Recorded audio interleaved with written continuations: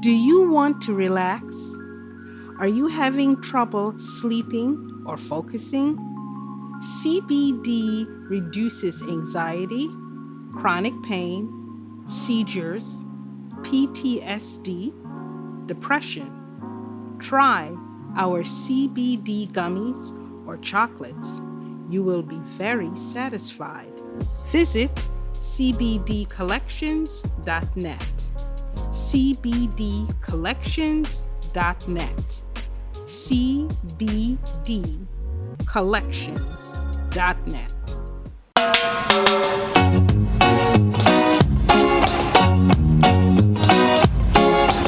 Do every month is try to engage with Janice Maxwell and finding great Jamaicans doing wonderful things. And tonight we have a treat for you. We have Mr. Mark Tracy. He's the CEO and founder of First Inline Plus Production Company Limited and has been a creative space for over 13 years. He's also CEO and managing director of First Inline Entertainment Company, Jamaica's leading electronic ticketing platform, as well as Chief Strategy Officer and co-owner of Parcel Post Shipping Company. Mark is a former banking executive and a former financial economist for 3 years at IMS Residential Representative Office in Jamaica. He has special skills in project management, business management, leading folks and hear how the serial Jamaican is making a difference in our world. Janice, take it away. Thanks, Chris. Mark. Hello, Mark. How Hey, you Jenny. doing? How are you doing? I'm doing good. How are you guys? We're doing well. We're going to do even better after learning about you. So, Okay. Mark, share some of your Jamaican roots. Where you hail from, Mark? All right. Where I hail from. So I was born in Kingston. Grew up in Kingston, off Riddles Road. I spent a lot of my time in St. Anne with my grandparents. I grew up with them for the better half of 10 years. And down in St. Anne, you're down that side. I spent a lot of time with my grandfather. So Huh? Kingston, St. Anne. Sounds good. Marcus Garvey's backyard, St. Anne's. So you're raised good. You'll Yes, make an impact in the world the way Garvey did, right? yes, yes. That's what I want to do on behalf of Jamaica. Yes, of course. So, what were some of the fascinating things you did as a child in St. Anne's and Kingston? Well, I'd say the more fascinating part for me was down in St. Anne. I love spending time down in the country. Climbing tree, the typical Jamaican boy, climbing the mango tree, eating the East Indian mangoes up there, My grandparents had land, we still have those lands, right? All the way back into the hills. So I spent a lot of time in the hills. You shoot bird, you learn for the slingshot, all of those country things. I love doing that. I love the fog in the nights, being out there in the nights, running up and down in the fog, driving my grandmother and grandfather crazy. That sounds good. Sounds like a good, typical Jamaican childhood. I remember the slingshots. I didn't do it, but I know the guys did. I remember a lot of the males in our family did. Yeah, because I was more on the bird side than the and then their side. You know? So you have a very, very interesting experience. Given your entrepreneurial instincts, who were the folks who helped you to develop this talent, or being so multi-talented, I should say? Well, the thing is, you don't even recognize it sometimes as a child coming up, the impact, persons have on you. And they don't even recognize as well. My uncle was one of them. Uncle Everall, he had a business where he did alignment stands, right? Alignment, for cars. He had two Mm-hmm. alignment stands, and I would, stay with him a lot of the times. He was in Kingston, with the alignment stands, and I would spend a lot of times seeing him organize the guys that worked with him. My stepfather as well, Chappie, he was also great for me in terms of understanding business, seeing how you do the entrepreneurship thing. He had a battery company, so I spent a lot Mm. of times, at both places.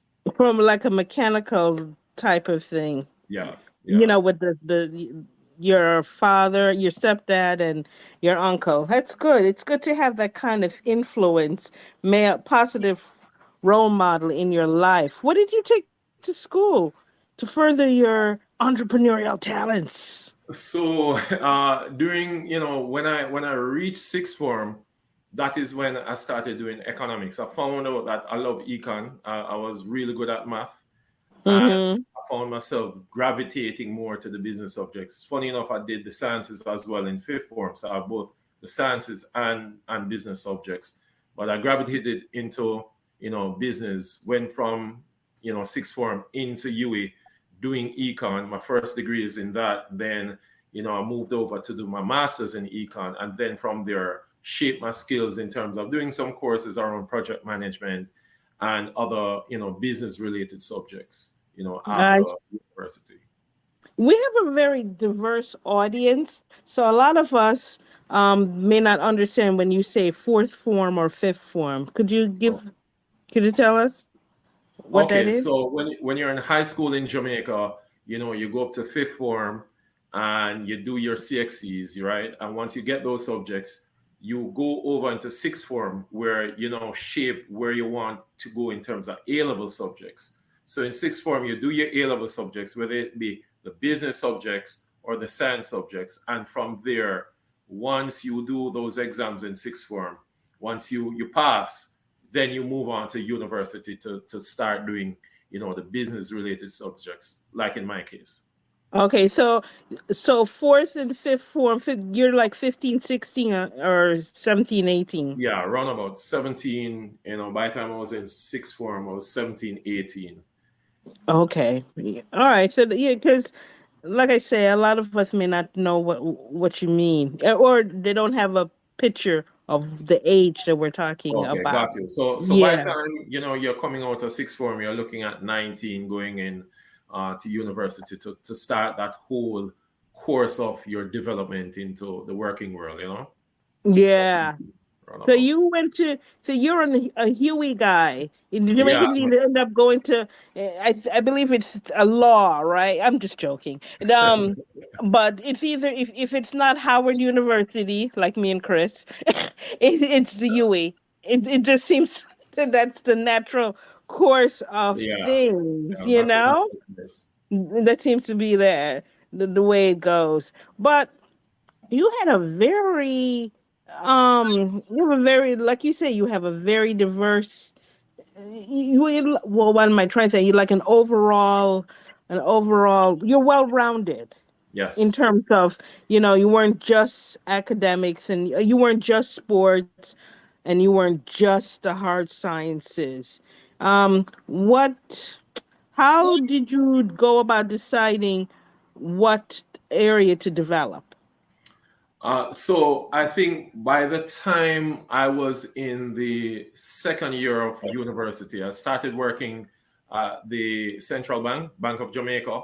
And while I Mm-hmm. was there, I met some great persons, Mrs. Brown in the stats unit, doing work for them in the stats unit. And they recognized the skill sets I had in terms of problem solving. And Mm-hmm. she said to me, "Listen, when you're through with university, we would love to have you." So Wow. right there and then, it started shaping the future for me. So I started pushing, along the lines of harder econ, more studying along that lines, because by the time I was leaving the university, I already had a job, waiting, because they were pretty impressed by, the work I did Mm-hmm. every summer after that. So they really wanted me to join. Nice, nice. You also had a stint in the IMF. Some Yes. people aren't very happy with those three letters. How was that for you? So the IMF, it was really good, and I think it's a perspective you have in terms of looking on the IMF. When they came in terms of the first IMF program in 2010, during my time of working, the bank had indicated, would you want to apply and be a part of that overall program in terms of helping? So I started working with them. The truth of the matter is the IMF is a type of institution where they help to shape the vision of where you want to go. So if you look on, project management, for example, they teach you, in terms of looking on your economy, having an overall understanding of your economy, seeing the problems, and then setting the goals on solving those problems. And a lot of the times, it's hard for you to stick to the plan that you have. And that's the IMF for you. They will see the problem, they will tell you what is the solution, and it's for you to really stick to it and carry it out to the end. A lot of times the journey is rough, but it teaches you how to persevere and forge in ensuring that you've reached your final goal. So I think that Yeah. is the perspective you want to take. But yeah, I'll play devil's advocate with the IMF. They give the impression, and you're on the inside, but I'm a layman on the outside. It gives the impression that they're only interested in getting the payments. They're not interested in, say, making Jamaica a country of producers. They want us consumers. We're not producing anything. We're just borrowing money from everybody. We're Yeah. not producing. And so, and people blame the IMF. It's like we're just basically living. If you're, let's just put in a layman's terms, you're Right. just living paycheck to paycheck. You're not earning any money to build wealth or to grow. And then the IMF, all they do is you got to come up with the money. We don't care if you don't build any schools or hospitals. We want that money that we loaned you. We want the interest that we paid you, loan shark. You know? And I mean, That's real playing the devil's advocate. I mean, that, that's how a lot of people think when they yeah, I say know. IMF. That's true. I think that's true in terms of how a lot of persons see the IMF. But if me being on the inside, being a Yeah. part of that institution for a number of years, what happens with the IMF is that they look on the medium to long term. So they will, set up, for example, a standby arrangement with you, and they will say to you, okay, we need, we'll lend you the money, yes, but we set up and we have persons on the ground, including myself, who was working in the office. We structurally look on the economy, tell that country what are the things you can do to better your economy, and here's a path for you to do it.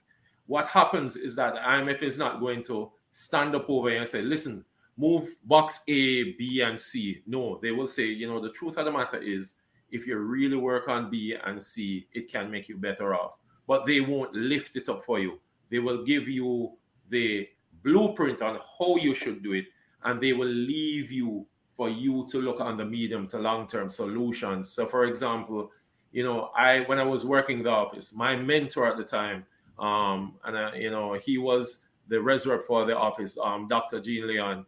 He was really a shot in my arm in terms of helping my career. And what he taught me was you have to be very, very practical in building your economy, and you have to understand the comparative advantages you have as an economy and build out from there. So to add to that quickly, I remember we did a tour, because what we do is we go to the countryside, we go to the businesses, we meaning the IMF at the time, we would meet with these small businesses, we would meet with individuals to further understand in a deep way the economy, so that we can fuse from that what exactly will work for the economy based on what we're seeing on the ground. So I remember we went to a limestone factory down in St. Ann, and we recognized that literally 97% of Jamaica is limestone. And the byproducts from that, in terms of, the things, pharmaceuticals, the things that you can make from it, is overwhelming. Yeah. And that can be a lifeline in terms of the economy. So we proposed a paper to say these are the things you need to do that can boost your economy in terms of, increasing productivity, not just shipping out the limestone, but looking on building out industries that take the byproducts that give you a bigger bang for your buck and selling those on the international market. So Mm. IMF does. They really look on your economy and tell you what are the things you could possibly do to, in the medium to long term, make your economy more viable in terms of productivity. And a lot of persons don't know that. I see. You also have a deep skill set. in business, such as project management. How can we raise up more folks with that type of focus? We as a country or a community. Right. So I know that there are a number of institutions that offer various courses in project management, and I think that is something that should be expanded, and for persons to go after those institutions in terms of getting vouchers and getting on the list for those trainings. So say for example DBG, I know they have various programs for entrepreneurs to learn project management, not just vouchers for you to go and learn. The Development Bank of Jamaica, the JBDC is another entity that a lot of persons can turn to get those skill sets and those trainings through. It is very important because as small businesses, it's not about just understanding how to do a business plan. It's around how do I set out a strategic plan for my company to grow over time, and those are the skill sets that you learn from project management. So I would say to a lot of persons, go after your JBDC, go after your DBJs, go after your heart NTA, those various entities that have programs that help you to own your skills in terms of project management. Nice. Okay, so we are on to the main thing here, and that's frontline production, which you've created. Who Right. inspired you to begin frontline Well, productions? it's first in line plus production. So Oh, sorry. I yeah, thought it was no frontline. problem, no problem. A lot of persons when they hear it at first, are like first in line, and yeah, it. I'll tell the story around the name as we go along. So first in line production company came about, based on what was happening with COVID. I had the ticketing platform First in Line Entertainment, and everything was at a standstill in terms of events. Mm-hmm. And we have this wonderful back end in terms of the electronic ticketing, and the back end for that is a very robust back end. So a friend of mine approached me about a play he wanted to do when some of the restrictions would have been lifted halfway through, and we went down, we took a camera and we filmed it. And I said, funny enough, we have a streaming into the entire program. Let's stream it, and I have a mailing list. Being an economist, I believe in data. So from the Mm-hmm. ticketing platform, whenever we sell tickets, we get the data from persons. So we sent out an email blast, to persons in the UK, in Canada, in the US, in Jamaica, around this program being on that particular Sunday. And everybody subscribed, everybody paid to watch it. Then I got a lot of emails about we want to see more, we miss Jamaica, the diaspora misses. Mm-hmm. So then from that point we started doing some more, going towards the Christmas holiday, and it really expanded.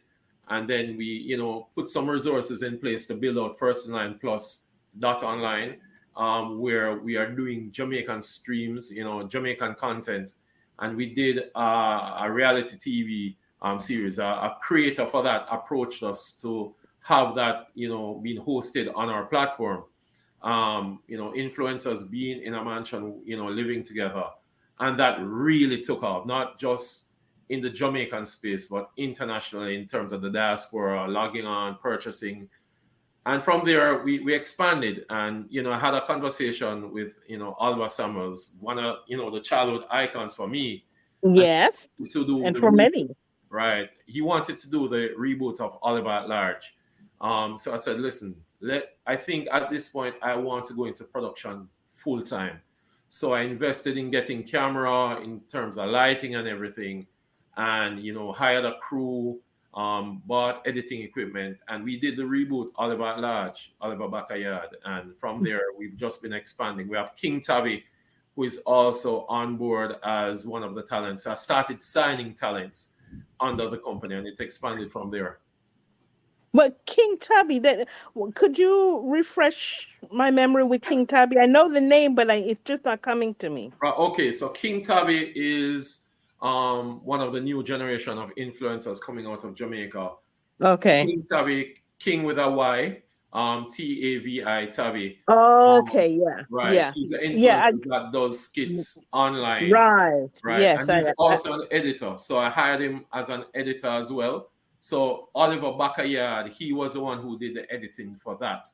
And, he's such a wonderful talent. And it speaks to, the wonderful talent that we have in Jamaica in terms of the creative space.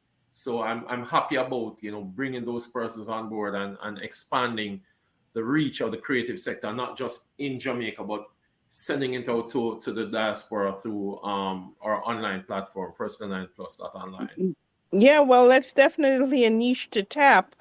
How would you describe the state of filmmaking in Jamaica? So, the state of filmmaking, I think one of the things I recognize, just being in the space for the short period of time, is the financing aspect of it. Um, Mm-hmm.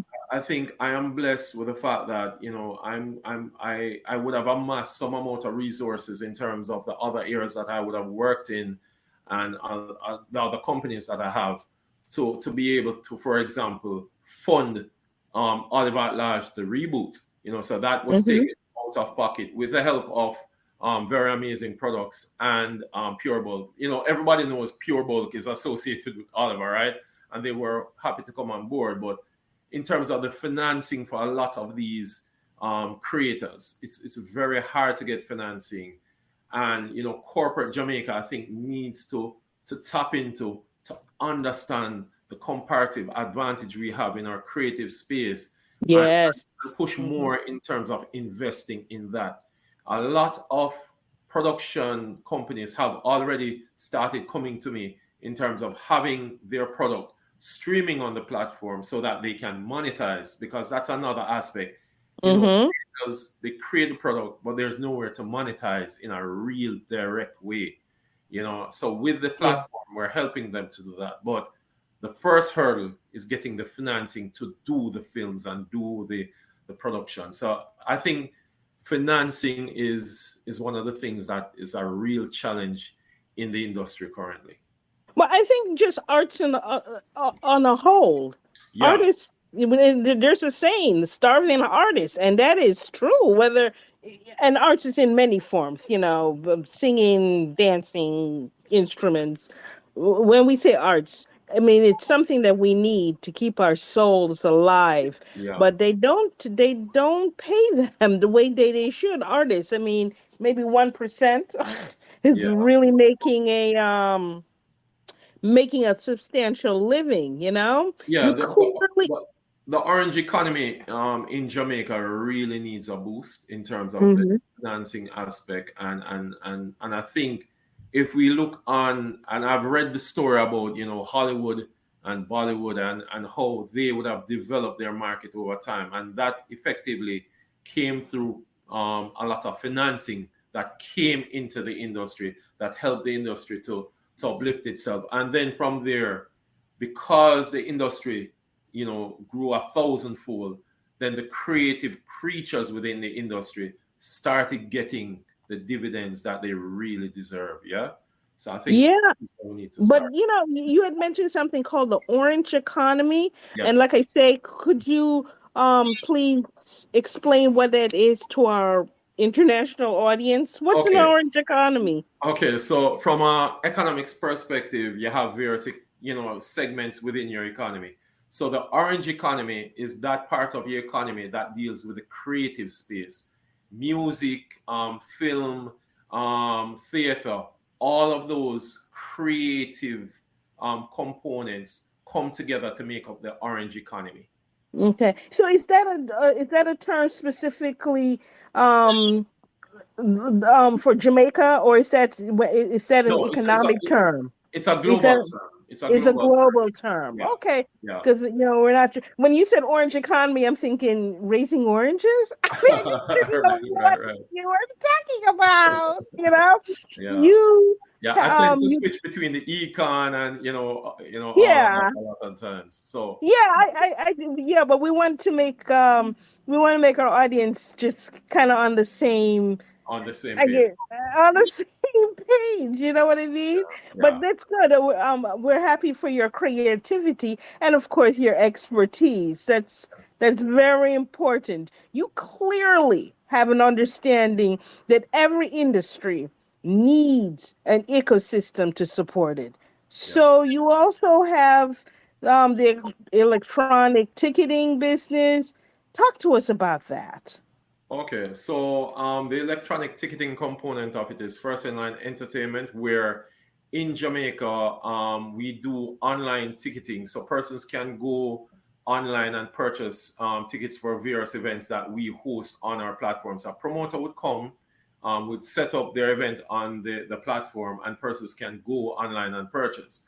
One of the things that we developed as well, first of its kind in Jamaica, is electronic tickets in outlets where persons can go to an outlet, they can purchase a ticket with cash, and instead of getting a physical ticket, you get an electronic ticket to your phone via SMS, and Yes. you present that on your phone at the event for it to be scanned to enter. What that Yeah. does for everybody is one, a lot of these promoters love it now because instead of driving up and down and distributing physical tickets, everything is there. If our outlet is running out, we can, increase it immediately. Scalpers can't scalp your tickets at the gate anymore. You go to events, the scalpers have Hmm. tickets. Nope. Yeah, I remember. Everything is electronic. And Yeah. the promoters, they have a dashboard where they're seeing both their online as well as their offline sales real time, and then we have That's data as well. So before you yeah. drive up and down and you're like, what is going on tonight? First, Yeah. on behalf of the promoters, we send out email blasts to all the persons in our database that fall within your demographic in terms of your type of party, that hey, this party is happening, and so that is first in line. We've really. Oh, you've really good. You're really into it because it's just interesting. You should mention the two things. I remember when I was a teenager, that's how we would do it. If a person was coming in town and we didn't have tickets, we would just go to the venue and then people would just hold up their ticket and say, "All right, how Yeah, much?" And then it would be like double, double the you know. price, right? Yeah. Double the price. And yesterday, I went to the Black Expo, and this was the first time I've been in 10 years. So I was a little, just what you said. They did it on the phone. Everything is digitalized. So they're doing Jamaica is definitely up to date, I Yeah. should say, because I'm here in the States and that's what they do now, which I didn't know. Yes. Yeah. You are also a co owner of a postal system. So Yes. could you please explain your association there and why folks should think about this more strategically? So, one of the things I've learned over time is when you're developing your businesses, you might have a niche in one particular area, and as you expand, you might be thinking about having a conglomerate of businesses. And if you're good across the field and you find that your passion is in various industries, it's nothing is wrong with you expanding your horizon as long as you understand your limitations. So I found myself again during COVID, in dialogue with a friend of mine, Donovan, and he was saying, listen, I want to, expand into, the shipping, company, the shipping industry where, persons purchase online through Amazon and we shipping the things for the persons. And I say, hey, let's go ahead. So we developed Parcel Post, which is Mm-hmm. approaching 2 years old now, and it's doing really well. We've opened a second branch in St. Anne, Drax Hall, and we're expanding. You bring solution to problems. So that's Yeah. always been my And that's thing. how I you, look on and opportunities and I find that's solutions. and that's how you do it. That's how you make the money, and that's what it's about. Um, so the forecasts for the global economy in the next 12 months have some uncertainty. How can you prepare for such a scenario? Well, so there are uncertainties definitely on the global space. We see where interest rate is rising. So, of course, as small businesses, especially those that have to look to loans for financing, you find that Hmm. these loans are much more expensive. I think in the medium to long run, I see where those dynamics will be tapering off as supply chains come back into sync and persons recognize that there's a new norm and we need to shape ourselves around that. So the uncertainties will kind of level off itself, and then we'll be in a better space to plan around what comes next. And remember, economies are cyclical. So we're going through that process where is a trough, and you want to look for the rebound. And in terms of looking on the rebound, I'm seeing where come next year, a lot of things would have tapered off, and there are a lot of opportunities going on the upward trajectory that persons want to look on, and there's only one way up, coming from the bottom, right? So Right, that's true. yeah. That's true. So when they say crisis bring opportunity, entrepreneurs are always looking ahead. What is your crystal ball? Look in your crystal ball and tell us what you're forecasting, so we can say we heard it here. We heard it here from Mark So, so, Tracy. so the, the truth of the matter is, I'm seeing truthfully, and I'm excited about it. Being in the space, I see where Jamaica. I see where a lot more, opportunities will present itself in Jamaica. I see where a lot of foreign investment is coming in. So a lot of persons want to position their business, brush up their business plans around looking for those opportunities and those partnerships, especially from persons coming from the outside, especially in the creative space. Within the last 3 months, I've seen where, two outside companies, large companies, have come in to do filming in Jamaica. So there are opportunities there. And as I say, I see where things are leveling out, and it's around looking for those opportunities in the weed and ensuring that you position yourself to be a part of it. Yeah, because I definitely feel that Jamaica has a space for the film industry. Because, I mean, at the end of the day, there's what, 33 islands that also have sun and sand? And Yes, you can always go to any English speaking. I don't know how many, but there's quite a few. So we've got to basically up the game and have something else to bring to the table. And filmmaking is definitely an option, or should be yeah, on the table. it Yeah, should. from Our culture is rich, and we very. tell a lot of stories. So we need to pull on those skill sets. That's true. Well, as we close, do you have any final wisdoms for our audience? Where you have this is an international audience, so don't make it too colloquial. No, I think my final wisdom, my final thoughts would be, if you have the knack to be creative, if you have the knack to be an entrepreneur, and to expand your horizon, it's not such a scary thing to want to step into entrepreneurship. Like myself, I would have ensured that I put all the support systems around me, and once Mhm.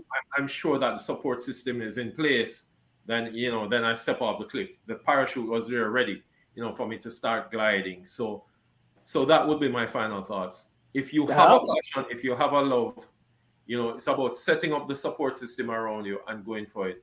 You twinkle your toes when you get up in the morning and you're doing what you love. You can't ask for ah. life any better. No, you can't, because when they say when you love what you're doing for work, you're not working. You're just doing what you enjoy. So to learn more Exactly. about Mark Tracy, visit marka.tracy@gmail.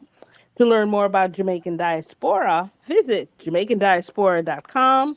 To learn more about Chris Daly, visit ChrisDaly360.com. Mark, we really enjoyed spending time with you.